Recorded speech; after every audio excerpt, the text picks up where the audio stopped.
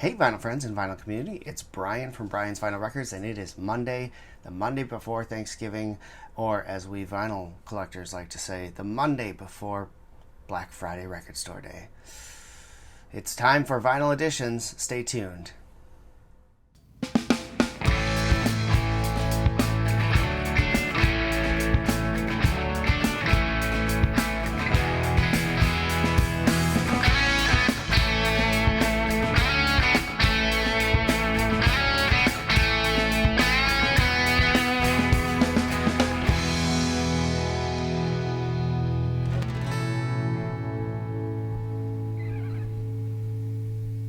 Welcome back to Brian's Vinyl Records and this week's Vinyl Editions.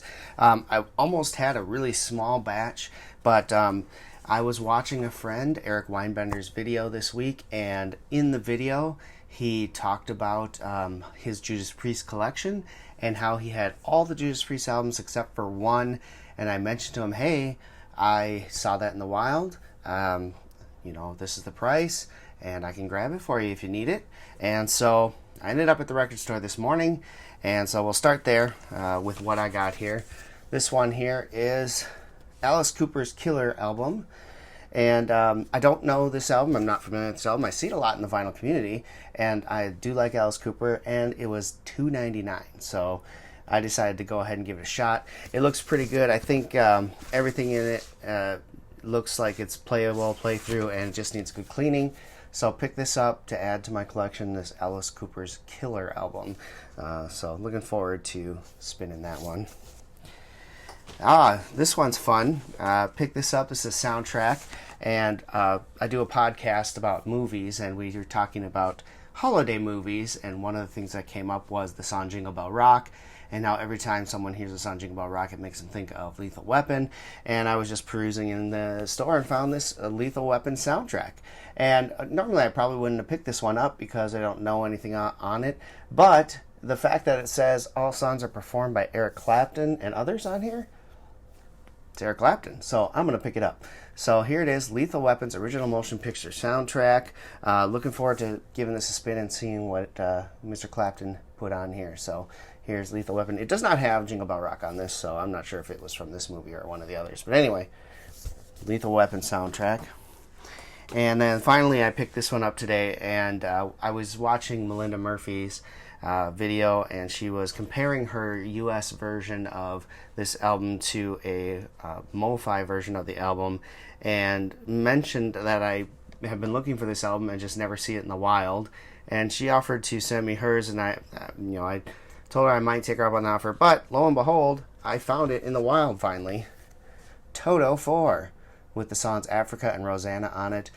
This copy wasn't too bad price-wise, and it looks, pretty beat up as far as, dirty and things like that, but I think everything is superficial, I'm hoping, on here, and that a little cleaning is going to give it a good sound. So we'll see. I will clean this one up and put it on and see how it sounds, and hopefully I came away with a gem on this one. So those are the three albums I picked up for myself while I was there. The only other things I got here, I got a few new items that came out, and one that I have been watching for a while and dropped really low in price. Now that I'll start with that one. This is Roger Cline and the Peacemakers. If you don't know about Roger Cline, I showed one of his videos a long time ago in one of my updates. One of his albums a long time ago in one of my video updates. He was the lead singer for the band The Refreshments, who had Down Together was a big hit for them, and Banditos was a big hit for them. Really was a big fan of their albums and everything. So this was another one of his second band that after the the Refreshments had kind of broken up.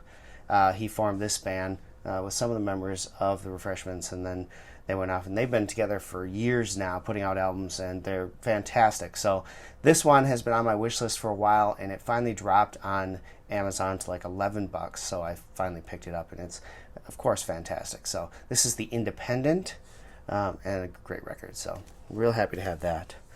Friday was the release of this album by Hootie and the Blowfish. their return after several years. I think we're on the 25th anniversary of the album Cracked Rear View, which they are touring behind, or they did tour behind this past summer. I don't know if they're still out there or not, but they also got together and wrote a brand new album, and that's this. I've listened to it once so far, and I enjoyed it when I listened to it. I'm going to listen to it again, just, because the first hearing, you're just kind of hearing things for the first time. The second hearing, you're kind of taking it in. So I'm going to give this another spin, but the first listen, I really enjoyed it. I'm sure I'm going to enjoy it even more on the second one. So this is Imperfect Circle by Hootie and the Blowfish, brand new, came out on Friday. Another one that came out recently is a reissue, and this is one I was really debating on whether I wanted to get or not. I tried to get it from my local store, but they didn't have it in stock. It sold really well, and so I went to my local store, and then later that day they said, "Hey, were you looking for this? We just got a couple in." And I said, "Yeah, but I'm not going to be able to make it out there until record store day," so I let them put it on the floor, and so I finally just decided to pull the trigger on this. And the reason that I was hesitating on this is just because it's a picture disc, and I'm not a big fan of picture discs, but I decided after reading reviews that it sounded really good for a picture disc. I decided to go ahead and go for it. This is Pride and Glory's album. This is from, I believe, 1990. I think it was 1994, maybe 95. Zakk Wylde had just put this out as a solo project. Formed a band called Pride and Glory. It's a southern rock type thing. He, of course, was the guitar player for Ozzy Osbourne on the No Rest for the Wicked album, No More Tears, and then several after that as well. And so, heavy metal guy. A lot of people consider him a heavy metal god, and as far as guitar players go, this was a step away from that type of music into other songwriting adventures and doing some southern rock type, country type music. And it's a really great album. And so I wanted to get this, but again, like I said, not a fan of picture discs. They look cool and all that, but typically they sound like garbage. This one doesn't sound too bad. Obviously, it's got the typical picture disc noise during the silent parts and things like that, but overall, it's a great album, and it was a good listening experience. So glad I did pick this up. Pride and Glory's solo album from 1994, 5-ish. And I don't think they put out a second one after that. I think that was it, and then Black Label Society kind of came after that. So very good stuff.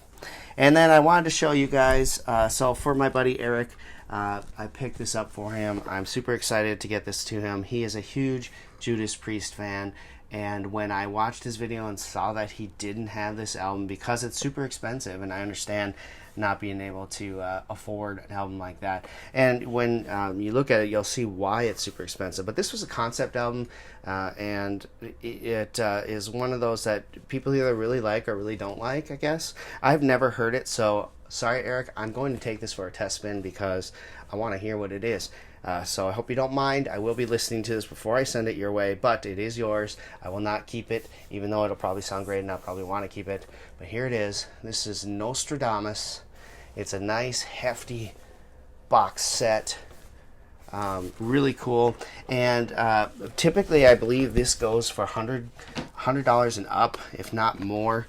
But it's in great shape. All the albums come in the ugly plastic sleeves. I don't like that, but that's what they came in. So Eric, if you want to switch those out, that's up to you. I'm going to leave it as is, but it's a 3-disc set in a nice cool sleeve. The only reason that this one wasn't priced over $100 or more, or whatever they go for, is because it didn't have the poster, I guess, that came with it. So it's just the box, which is really cool on its own. Really nice sturdy box, and it's the albums in their nice plastic sleeves.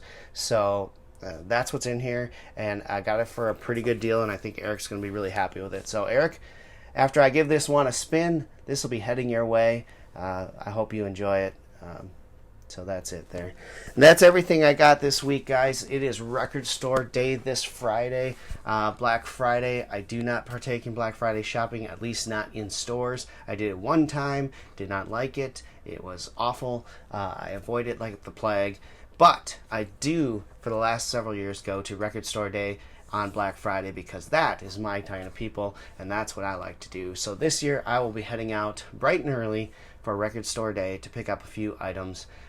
Very excited about that, and that's one of the reasons I kind of held back on some purchases this week, is because I know I'm going to spend a good chunk of change on record store day. But it's okay because I had budgeted for this for the last 6 months. So we're good to go. I'm really excited about that. So, leave comments below. What are you excited about for Record Store Day? I'm looking forward to getting the Pearl Jam album, obviously. I'm hoping that I can score a copy of Fight by Rob Halford's. I think it was Rob Halford's band after Judas Priest. Hoping I can score a copy of that. And there's a couple other things I'm really interested in, like the Saturday morning cartoons deal. That looks really cool. A bunch of artists go together and recorded a bunch of Saturday morning cartoon themes and songs. So really think that sounds kind of neat. I'm going to probably pick that up. And I've got a list of some things that I'm looking for, and it really comes down to the price. Is the price right? Is the price good? That's where I kind of sit. So we'll see. I'm looking forward to at least hanging out. I'm going with my brother-in-law. It should be a great time. So looking forward to that. So next Monday, it could be a big update, could be a small update. We'll have to wait and see. I'm looking forward to it though. So take care, vinyl friends. Leave a comment below. Give a thumbs up if you enjoyed this video. Also, if you're new, please hit that subscribe button. Would love to have you on as a subscriber. Thanks for watching, and stay tuned because coming up soon is going to be my holiday music. I'm going to share my holiday music collection, which has grown substantially in the past 2 years. So I'm really looking forward to sharing that with you as well. Till next time, keep spinning vinyl, friends.